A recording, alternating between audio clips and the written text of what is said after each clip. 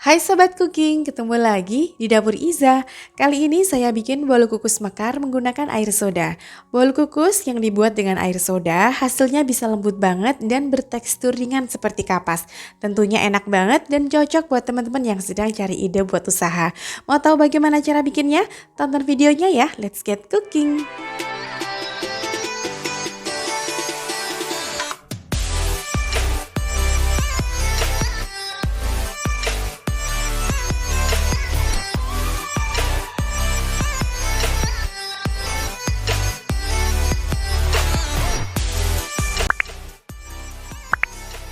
Untuk bahannya, saya gunakan 125 gram tepung terigu protein sedang atau serbaguna, juga ada 100 gram gula pasir, 1 butir telur ayam, seperempat sendok teh vanili, seperempat sendok teh garam, 100 ml air soda, dan setengah sendok teh SP.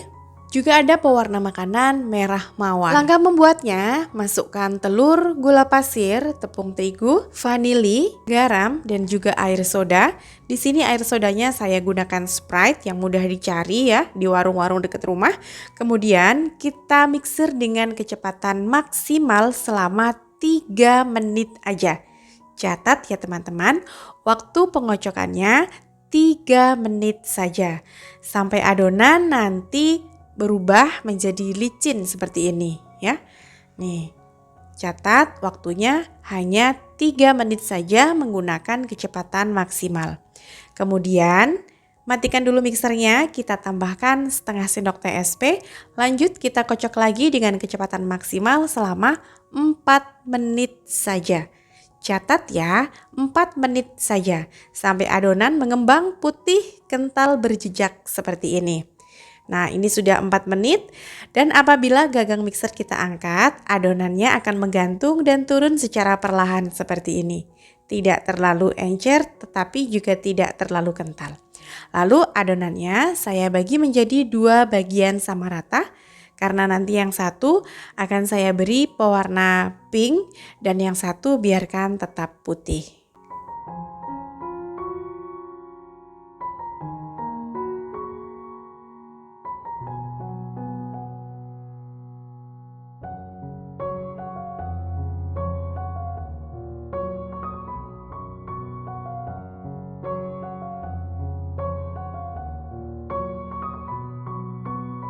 Kemudian adonannya saya pindahkan ke dalam piping bag atau plastik segitiga untuk memudahkan ketika menuang ke dalam cupnya.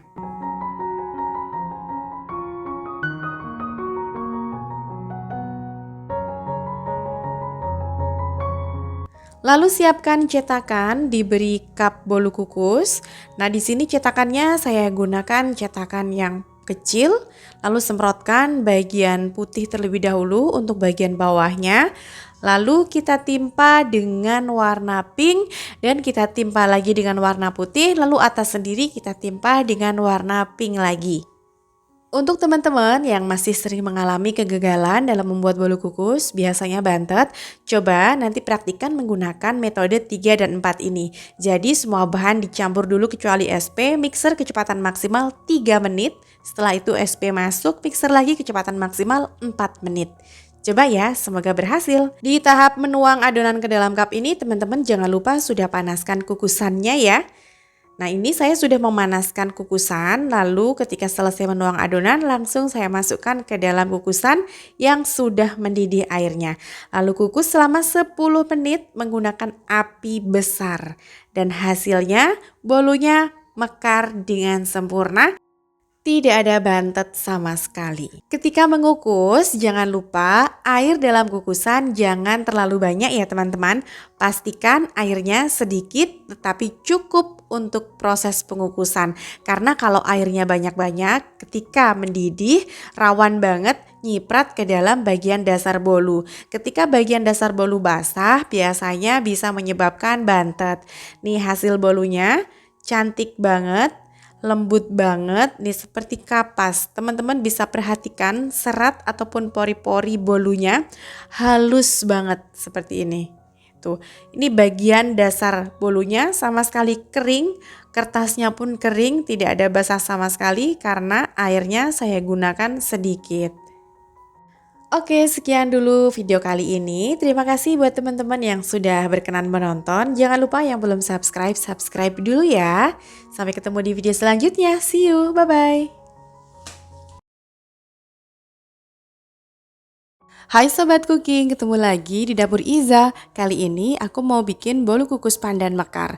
Nah, dalam video ini nanti saya mau bagikan tips dan trik supaya bikin bolu kukus tidak bantet. Metode yang saya pakai ini biasa saya sebut dengan metode 3 dan 4. Tonton videonya sampai selesai ya. Let's get cooking.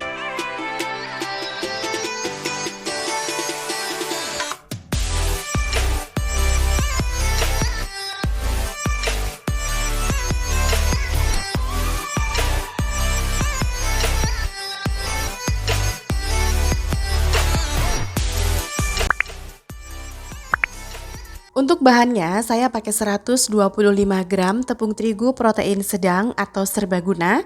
Kemudian ada 1 butir telur ukuran sedang, kalau saya timbang dalam keadaan bercangkang kurang lebih 60-an gram. Kemudian saya pakai 100 gram gula pasir, seperempat sendok teh garam dan seperempat sendok teh vanili. Kemudian ada 1 sendok teh SP dan ada 100 ml air biasa atau air putih. Cara membuatnya, tepung terigu juga telur kita masukkan ke dalam wadah, tambahkan gula pasir dan air putihnya. Nah, di sini saya lupa tambahkan garam dan juga vanilinya. Kemudian ini akan kita mix selama 3 menit. Pakai stopwatch ya teman-teman untuk memastikan bahwa waktu pengadukan tidak lebih dari 3 menit. Gunakan speed maksimal atau kecepatan paling tinggi. Pengadukan bahan kue yang tidak sempurna itu bisa menyebabkan kue menjadi bantet. Tidak sempurna di sini bisa jadi terlalu berlebihan atau kurang. Nah, kalau misalnya kita terlalu berlebihan dalam mengocok adonan ini, membuat gluten di dalam tepung itu menjadi bekerja terlalu keras, sehingga struktur glutennya akan menjadi lemah. Itu yang bikin kue jadi bantet. Nah, ini baru saya tambahkan garam dan juga vanili karena tadi di awal saya lupa. Kemudian saya tambahkan 1 sendok teh SP, kemudian kita akan lakukan mixer kembali selama 4 menit. Gunakan stopwatch ya teman-teman. Nah, dalam 4 menit pemikseran ini harus menggunakan kecepatan maksimal juga. Sampai nanti adonannya mengembang, lebih kental, berjejak dan juga putih pucat mengkilap. Saya pernah mencoba saya lebihkan 1 menit dalam pengadukan, ternyata hasilnya kurang baik. Ini setelah selesai pemikseran, konsistensi adonannya kental ya teman-teman, seperti itu. Kemudian di sini saya mau rapikan dari pinggir-pinggir mangkoknya. Lalu saya mau ambil sedikit adonan ini, saya masukkan ke dalam piping bag dan sisanya mau saya beri perisa pandan. Membuat kue yang satu ini memang membuat deg-degan kadang tuh ya. Kadang kita udah merasa mixernya udah bener, adonannya udah baik, tapi kenapa hasilnya masih bantet? Apabila teman-teman mengalami hal demikian, coba gunakan metode yang saya bagikan ini ya, yaitu metode 3 dan 4. Menurut saya pribadi, perbandingan hasil kue dengan metode all in one dan juga metode 3 dan 4 ini lebih empuk metode 3 dan 4. Jadi tekstur dari kuenya itu semakin lembut gitu teman-teman kalau menggunakan metode 3 4 ini. Nah, ini sudah saya beri pasta pandan, kemudian saya pindahkan ke dalam piping bag supaya nanti lebih mudah dalam menuangkan ke dalam cup. Ini hasilnya. Lalu di sini saya mau tuangkan ke dalam cup. Saya gunakan cup kecil dengan diameter 6 cm dan pastikan ketika kita mengisikan adonan ke dalam cup harus sampai penuh supaya nanti mekarnya bisa baik, dan gunakan cup kertas yang tingginya setara dengan cup bawahnya atau cup aluminiumnya supaya nanti ketika bolunya sudah matang, adonan bolunya tidak ada yang menempel ke dalam cup aluminiumnya. Kemudian ini untuk variasi aja. Atasnya saya beri sedikit warna putih adonan yang tadi tidak saya beri pandan. Satu adonan ini jadi 12 cup ukuran kecil, tapi untuk cup yang satunya itu dominan putihnya, jadi kebalikan dari yang lainnya ya. Ini dominan putih, kemudian atasnya baru saya beri adonan warna hijau. Dan pastikan kukusannya sudah benar-benar panas, airnya sudah mendidih ya teman-teman. Airnya cukup seruas jari aja, jangan terlalu banyak supaya permukaan bawah bolunya tidak basah. Kukus selama 10 menit dengan api besar maksimal. Dan jika kukusannya bukan kukusan jenis klakat, maka wajib membungkus tutupnya dengan kain supaya tidak ada uap air yang menetes ke atas permukaan bolu. Nah, ini sudah matang, hasilnya bisa mengembang, tidak bantet ya. Ini bolunya versi mini ya teman-teman, karena saya hanya gunakan 125 gram terigu. Kalau teman-teman pengen lebih banyak lagi, misalnya mau bikin versi terigu 300 gram, berarti semua adonan nanti dikalikan 2. Untuk detail resepnya teman-teman nanti bisa cek di kolom deskripsi bawah video ya. Oke, sekian dulu masak kali ini. Buat teman-teman yang belum subscribe channel YouTube Dapur Iza, jangan lupa tekan tombol subscribe-nya, juga loncengnya, dan share ke sosial media teman-teman semuanya supaya manfaat. See you, bye-bye. Hai Sobat Cooking, ketemu lagi nih di Dapur Iza. Kali ini saya mau bikin bolu kukus mekar dengan metode all-in-one. Caranya mudah, dijamin anti gagal. Untuk step by stepnya, tonton terus videonya sampai selesai ya. Let's get cooking!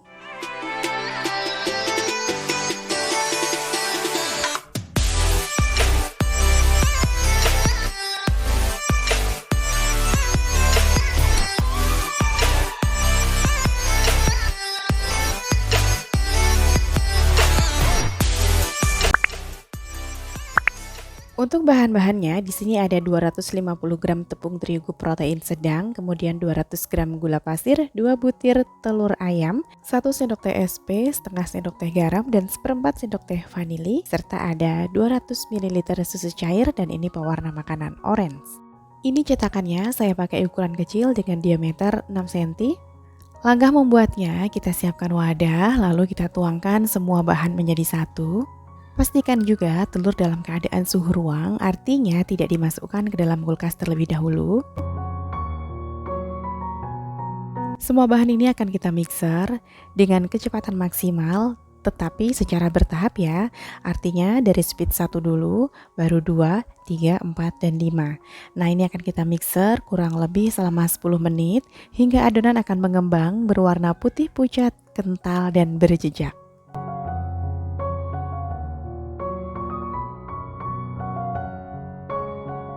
Ini kurang lebih sudah saya mixer 10 menit, teman-teman bisa perhatikan adonannya mulai meninggalkan jejak ya.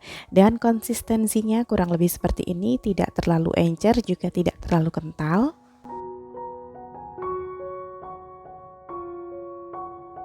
Lalu adonan ini akan saya bagi ke dalam 2 wadah sama rata.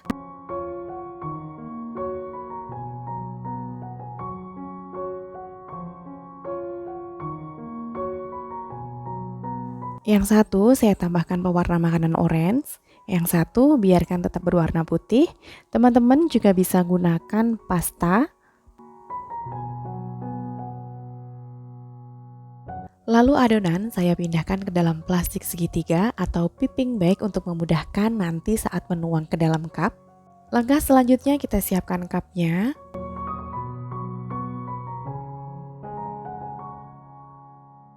Lalu tuangkan adonan warna putih terlebih dahulu.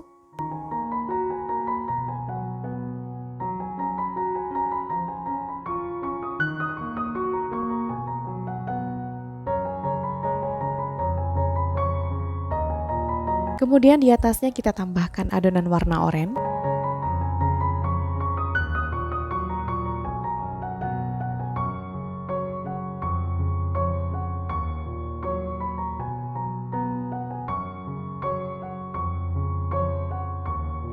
Lalu timpa lagi dengan adonan warna putih, jadi selang-seling gitu ya.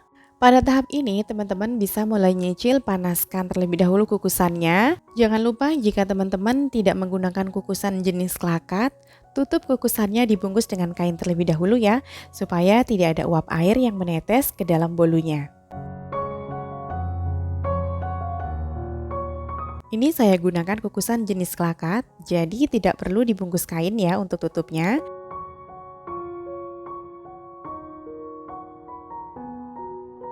Kukus adonan selama 15 menit, gunakan api paling besar, dan setelah 15 menit, ini dia hasilnya.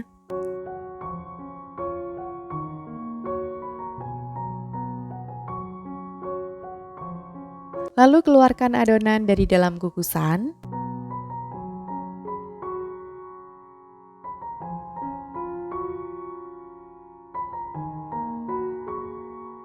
Kalau bolunya sudah agak dingin, lalu kita keluarkan dari dalam cupnya. Satu adonan tadi menghasilkan 21 biji bolu kukus dengan cup ukuran kecil.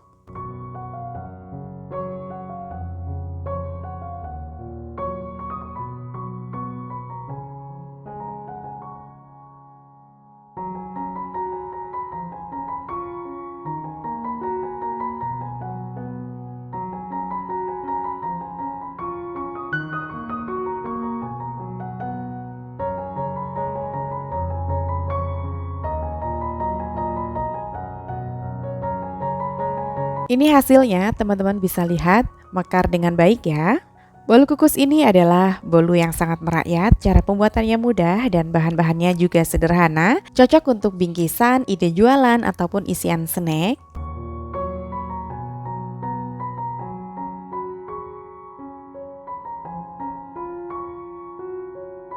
Supaya lebih menarik lagi, bisa dikemas dengan menggunakan plastik OPP seperti ini.